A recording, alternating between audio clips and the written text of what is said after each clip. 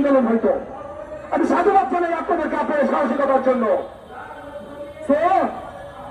সবকিছু ধোঁয়াশা রাখা হবে না ভাই, পরিষ্কার করতে হবে। সামনে লক্ষ্য উদ্দেশ্য পরিষ্কার করতে হবে। আমি বিশ্বাস করি এখন দরকার সবার একসাথে দাঁড়ানো। একসাথে দাঁড়াইতে হলে সরকারেরই দায়িত্ব সবাইকে ডাকা, সংলাপে ডাকতে হবে, সবাইকে সংলাপে ডাকতে হবে, রাজনৈতিক দলদের ডাকতে হবে। ছাত্ররা যারা নেতৃত্ব দিয়েছে শুধু ডাকসু না ভাই, শুধু ঢাকা বিশ্ববিদ্যালয় না, সব বিশ্ববিদ্যালয়, প্রাইভেট বিশ্ববিদ্যালয়, ছাত্র রাজনীতিতে যারা ছিল, আপনারা একটু ছোট্ট করে বলি, জুলাই মাসের শুরু থেকে অগস্টের 5 তারিখ পর্যন্ত এমন কোন রাজনৈতিক দল নাই আওয়ামী বিরোধী, বাংলাদেশ জাতীয়তাবাদী দল বিএনপি দিনে দিনে তাদের মাননীয় ভারপ্রাপ্ত চেয়ারপারসনের সাথে কথা হয়েছে।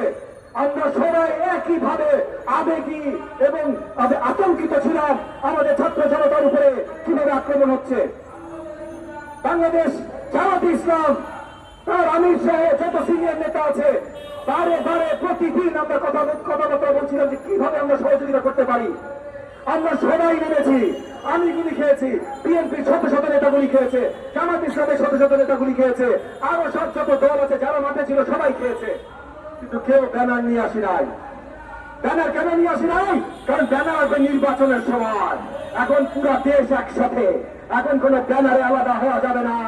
এখন একটা দাবি, শেখ হাসিনা কবে যাবে? শেখ হাসিনা গেছে কিন্তু তার দোষরে যায় নাই, এবং যতই আমরা ভরসা রাখবো ততই দোষররা ফেরত আসার সুযোগ পাবে।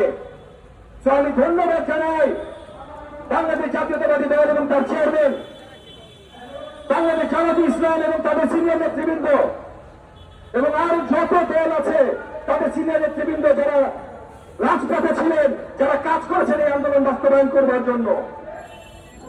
আমরা নির্বাচন নিয়ে একটু হলেও কথা বলতে হবে।